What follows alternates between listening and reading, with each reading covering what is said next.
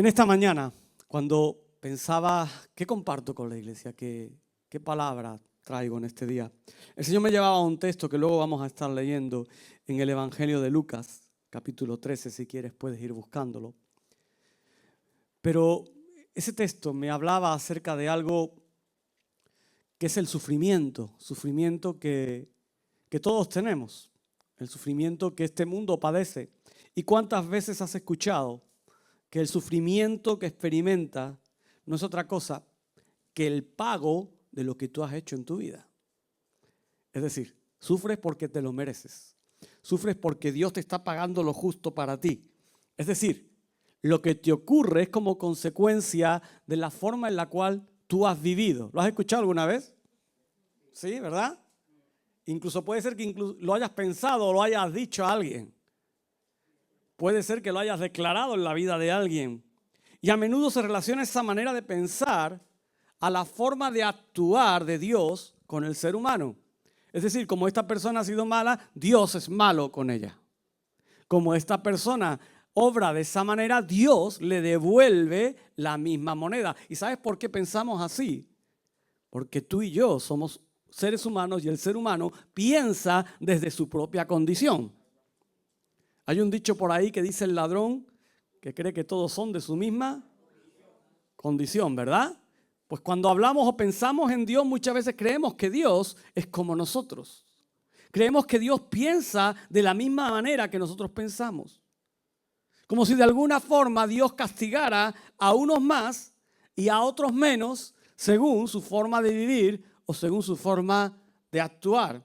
Mira, la palabra en Romanos 8 nos dice claramente que todos hemos pecado. ¿Y cómo estamos? Destituidos de la gloria de Dios. Que Dios es cruel es un pensamiento que anida en el corazón del ser humano desde el comienzo de los tiempos. Si tú vas y analizas cualquiera de las diferentes culturas, religiones, por muy antiguas que éstas sean, vas a ver que su pensamiento no era otro que adorar a ese Dios para que les perdonara la vida y para que no fuera cruel con ellos. Y cuando nos introducimos en culturas ancestras, quizás en lugares remotos, vemos cómo llegaban a hacer sacrificios, a hacer ofrendas, para que ese Dios que ellos no conocían no fuera cruel para con sus vidas y la ira de Dios se alejara de sus cabezas. Me gustaría hoy ver un momento en la vida de Jesús en el que se vio envuelto, mejor dicho, en una conversación de este tipo. Una conversación que hablaba de cuán malo es Dios, de cómo Dios juzga a unos y a otros y cómo según la forma en la que estos hayan vivido Dios hace o deshace. Y cómo Jesús manifestó que esa idea que ellos tenían era una idea totalmente equívoca, totalmente errónea, llevándolos a ver que Dios es un Dios de gracia por encima de la falta de frutos, por encima de cómo seamos, y que su corazón no es el corazón de un castigador, no es el corazón de un Dios cruel, no es un corazón cuyo propósito es acabar con la humanidad, sino que es un corazón con el propósito de restaurar, de reconciliar. Ese corazón que declara el corazón del buen pastor, de que todos sean pastoreados, que ninguno se pierda. Vamos a Lucas capítulo 13, versículos del 1 al 5. ¿Lo tienes ahí conmigo? Dice, en este mismo tiempo estaban allí algunos que le contaban acerca de los galileos, cuya sangre Pilato había mezclado con los sacrificios de ellos. Respondiendo Jesús les dijo, ¿pensáis que estos galileos, porque padecieron tales cosas, eran más pecadores que todos los galileos? Os digo no. Antes, si no os arrepentís, todos pereceréis igualmente. O aquellos 18 sobre los cuales cayó la torre en Siloé y los mató. ¿Pensáis que eran más culpables que todos los hombres que habitan en Jerusalén? Os digo no. Antes, si no os arrepentís, todos, que dice ahí, pereceréis igualmente. En la lectura del Evangelio de Lucas, en el capítulo 13, Jesús frena las conversaciones, lo que estaban hablando de quienes buscaban en medio del sufrimiento humano alguna señal de lo malo que es Dios, de la ira de Dios. Y Jesús como veremos, da otra manera de ver el sufrimiento. Da otra manera de contemplarlo desde otra perspectiva muy diferente. Y es una escena extraordinaria porque encontramos a Jesús como siempre. ¿Cómo estaba Jesús? Rodeado de gente, ¿sí o no? Encontramos a Jesús rodeado de personas a las cuales Él estaba enseñando, a las cuales Él estaba transmitiendo lo que había en su corazón. Y dice el pasaje que ese tiempo, que en ese momento, dice, estaban allí unos. No nos dicen que unos eran, pero había unos. Había gente allí. Lucas nos dice que estas personas estaban contando una historia terrible. Estaban recordando algo que había pasado. Probablemente eran personas comunes de la sociedad. Estaban allí y esperaban que Jesús les diera sentido a una situación que habían contado, que había acontecido, y que les ayudara a ellos a entender por qué aquellos hombres galileos tuvieron que sufrir algo tan terrible. ¿Acaso habían violado alguna ley romana? ¿Acaso habían ofendido a Dios? ¿Acaso habían hecho algo en contra de lo que estaba escrito? Dice que le contaban acerca de los galileos cuya sangre Pilatos, versículo 1, había mezclado con sus sacrificios. Y cuando tú escuchas algo así, las noticias eran terribles. Las noticias no eran nada buenas. Los galileos van al templo a hacer sus sacrificios, van al templo a adorar, y de repente los soldados de Pilatos dice que los masacran, que acaban con ellos, acaban con sus vidas en aquel lugar santo, pero no solo los matan, sino que además profanaron el altar con la sangre de aquellos hombres, mezclando el asesinato con el sacrilegio. El asesinato de esos galileos por Pilato fue un acto grotesco, fue un acto que marcó el corazón de la sociedad, fue un acto que fue hecho además durante un acto solemne de adoración. Y después de matarlos, aquella sangre se mezcló con el sacrificio que estaba siendo llevado al templo. No se sabe por qué Pilato hace eso. No se sabe la razón por la cual llevó a cabo esa masacre. El historiador Josefo comenta que quizás aquellos galileos eran un grupito que se rebelaban en contra del Imperio Romano y de su situación. Y por eso Pilato tomó esa represalia. Aparte se conocía que Pilato era un gobernador de una provincia alejada de Roma y que cuando llega allí, llega con la intención de imponer orden. Y sabemos cómo actúan muchas veces los gobernadores romanos. Para imponer orden, lo hacen con brazos fuertes. Lo hacen marcando la diferencia rápidamente. Mira, no podemos corroborar este evento con fuentes seculares, pero sabemos que estaba de acuerdo con la brutal naturaleza que a veces exhibía Pilatos. Y puede que este silencio nos sirva para evitar la distancia entre el pecado u acto de rebelión de aquellos galileos del primer siglo y nuestro pecado hoy. Tú y yo somos pecadores. Mira, el pecado es lo que nos une. El pecado es lo que nos mantiene en esa misma línea. No hace falta identificarlo en aquel contexto particular. Si eran galileos más pecadores o menos pecadores, lo que está claro es que eran hombres, ¿sí o no? Y la palabra dice que todos somos pecadores. Estamos todos en la misma línea. Quien quiera que fueran de cierto esperaban una respuesta. Imagina la escena. Ellos narrando todo eso, contando desde el dolor y desde su indignación, seguramente frente a aquel que ellos pensaban que les estaba entendiendo perfectamente. Mientras que ellos contaban lo que había sucedido, ellos pensaban, Jesús nos comprende, Jesús nos entiende, Él se está poniendo en nuestra situación y nos va a apoyar al 100% en todo lo que estamos manifestando. Ellos esperaban una respuesta cercana a su postura de parte de Jesús.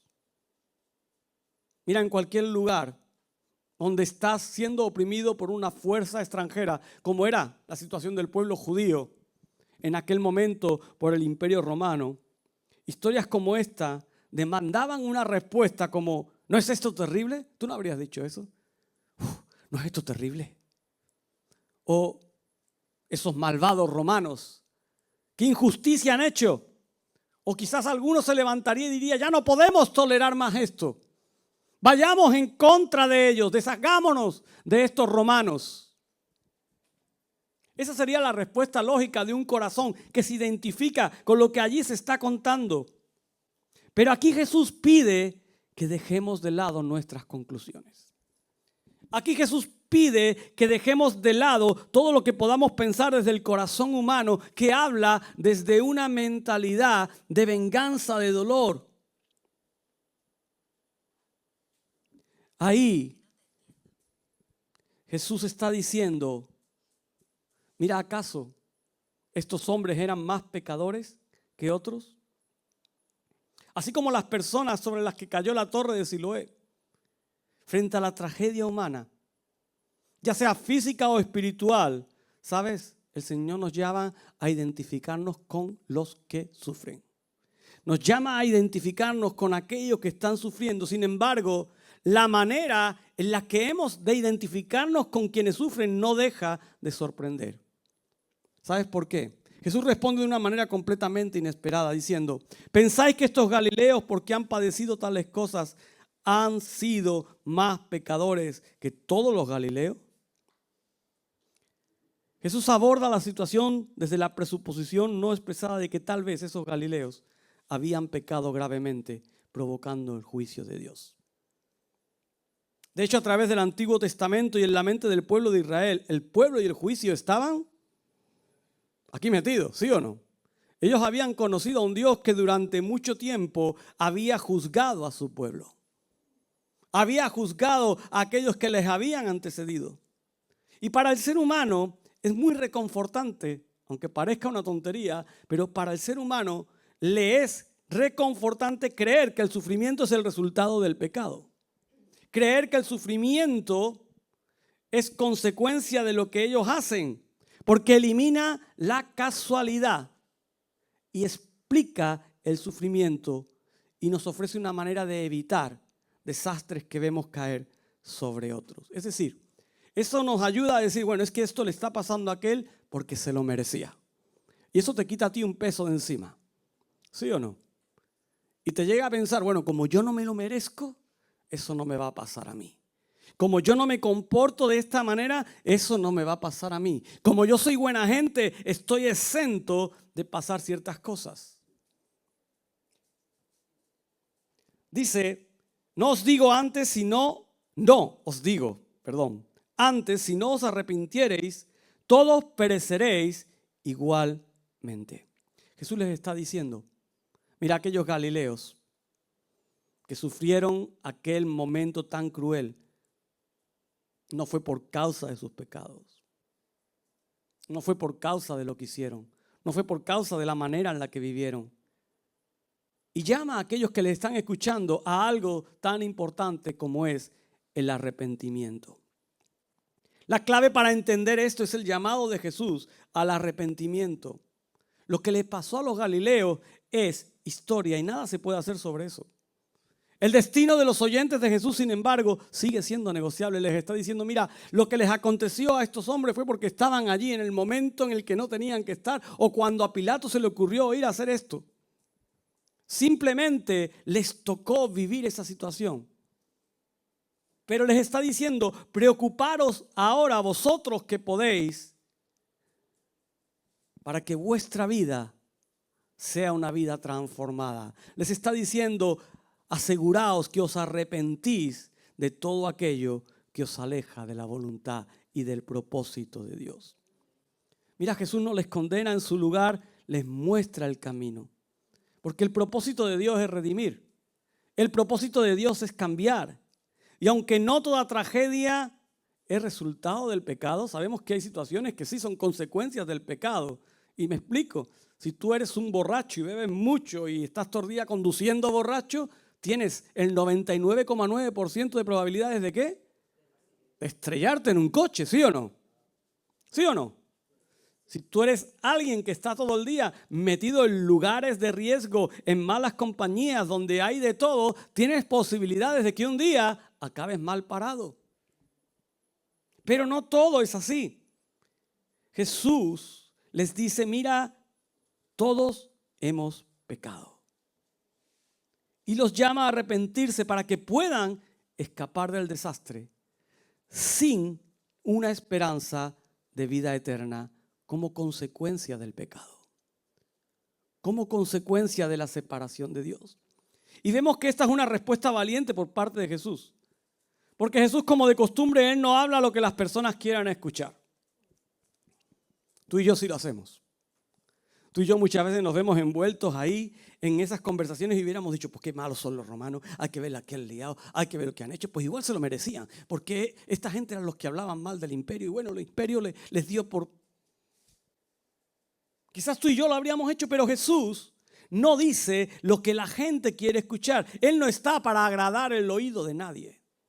Él no está para agradar nuestro oído, sino que Él declara aquello para lo que fue enviado. ¿Y sabes para qué fue enviado Jesús? Para declarar un mensaje de esperanza y un mensaje de redención. Un mensaje de cambio, un mensaje de transformación en la práctica de vida de cada uno de los que le escuchan. En aquel tiempo Jesús estaba diciendo, mira, yo no voy a entrar si os comprendo o no os comprendo, si es más malo o es menos malo. Lo que sí te digo es que todos hemos pecado, todos estamos destituidos de la gracia de Dios y necesitamos arrepentirnos. Necesitamos encontrar perdón. A lo largo de todo el mundo las personas se resisten a la crítica y solo quieren que los que les escuchan se identifiquen con la manera en la que ellos entienden la realidad y en la que ellos la experimentan. Y simplemente admitan y piensen lo que ellos piensan, sea correcto o no. Y escúchame bien, iglesia, estamos viviendo tiempos así. Estamos viviendo tiempos donde la gente quiere que tú entres en la dinámica de sus pensamientos y de su estilo de vida. Donde tú te adaptes a ellos y les des la razón en lo que piensan, aunque eso vaya en contra de la palabra de Dios. Al llamar al arrepentimiento, Jesús parece no simpatizar con todo lo que era el movimiento nacional. La nación de Israel estaba indignada por lo que los romanos habían hecho y parecía que Jesús no se identificaba. Parecía que él estaba más del lado de los romanos que del lado del pueblo de Israel. Pero no era eso. Pareciese que no le importaban las atrocidades cometidas por los romanos. Mira, recuerdas, en Nazaret, la gente del pueblo trató de matar a Jesús cuando entró a la sinagoga. ¿Recuerdas ese pasaje? Aquel día en que Jesús entra a la sinagoga, coge el libro de Isaías en el que hablaba acerca de él mismo. Y cómo esa palabra se había cumplido aquel día y simplemente ese mundo cegado por su verdad de las cosas. Una verdad que no son capaces de admitir a otra verdad que está por encima de ellos. La verdad que estaba declarando el profeta. Y aún viéndola y aún escuchándola, ellos no fueron capaces de admitirla.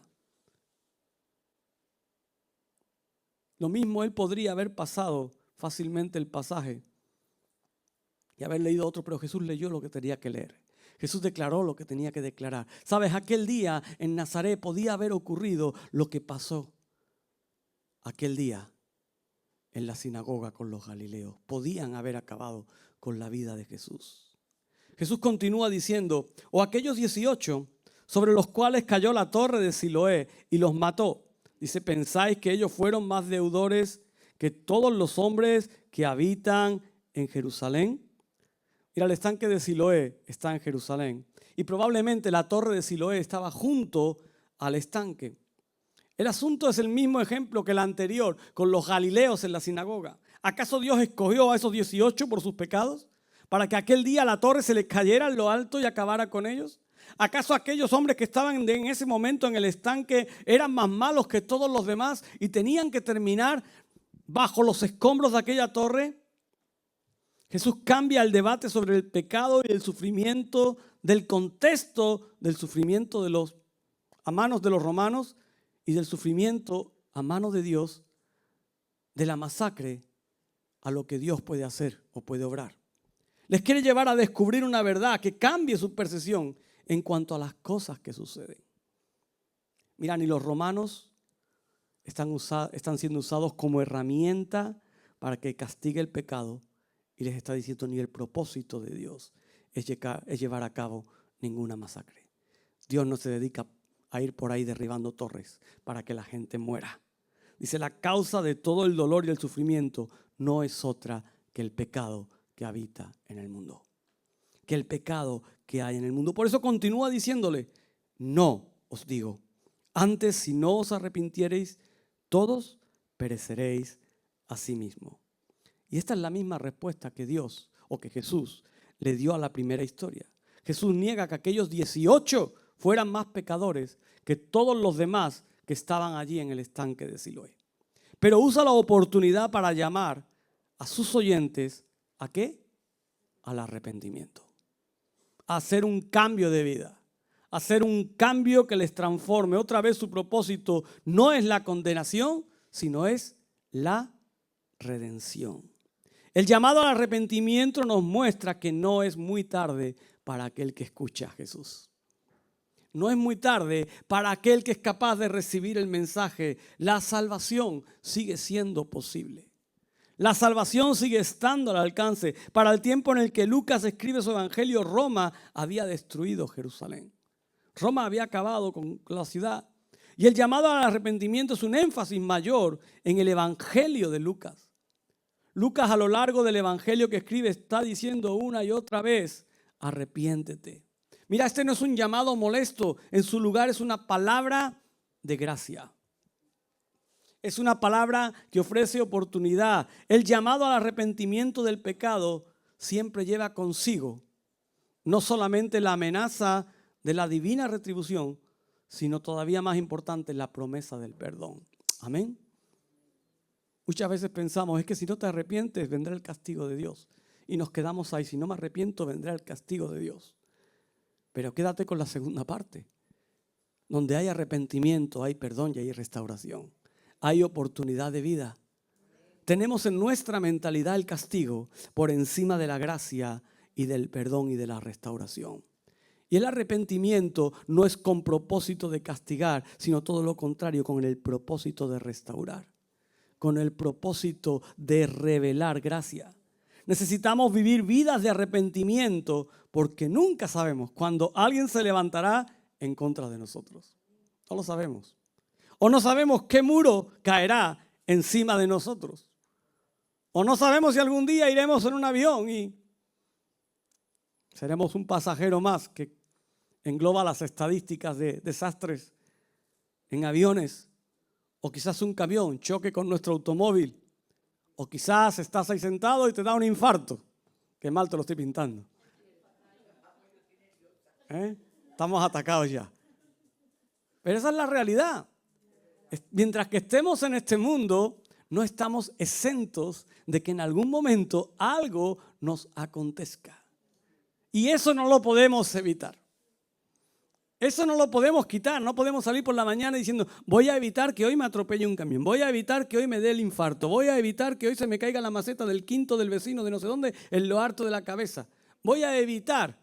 No podemos porque no lo sabemos. Pero ¿sabes? Lo que sí podemos evitar es que cuando llegue ese momento nuestra vida sea escondida con Cristo. Amén. Que hayamos vivido una vida de arrepentimiento delante de Él. Mira, ni los galileos que fueron asesinados por Pilato, ni los 18 que fueron enterrados por la torre de Siloé, tuvieron oportunidad de arrepentirse. Su fin llegó rápido, sin advertencia. Ahí, de un momento a otro, perdieron la vida y ahí se les acabó la oportunidad de arrepentimiento. Así también puede ser para nosotros. El arrepentimiento nos ayuda en la vida y en la muerte. Nos ayuda a vivir la vida como personas perdonadas, como personas restauradas. Y nos ayuda a enfrentar la muerte, ¿sabe cómo? Sin miedo, sin miedo. A que te levantas por la mañana y no te planteas si te va a atropellar el camión o no te va a atropellar, si te va a caer la maceta o no se te va a caer. Te da igual. ¿Por qué? Porque tu vida es una vida que está renovada, perdonada, restaurada por Jesús. Y te da igual. Este texto nos llama a equilibrar dos ideas opuestas. Por un lado, la tragedia llega al azar, como le ocurrió a estos hombres. En tales casos no tiene nada que ver con la culpa. Lo podemos ver. La tragedia que golpeó Valencia, la Dana. ¿Acaso los valencianos son los hombres más pecadores de toda la nación de España? ¿Verdad que no? Pero la Dana llegó y arrasó aquello. Y muchos perecieron allí. Y muchos perdieron todo lo que tenían. Afectó a todos por igual, incluso a la iglesia. Hubieron hermanos que murieron en esa Dana. Hubieron iglesias que perdieron todo en esa Dana. La tragedia llega. Y cuando la tragedia llega, nuestro arrepentimiento nos deja a nosotros en buen estado cuando experimentamos una tragedia inevitable. Por eso Jesús les dice una y otra vez, arrepentíos. Porque el arrepentimiento nos prepara para vivir victoriosamente al enfrentar la tragedia y nos prepara para vivir ese momento en el que Dios nos llama a su presencia.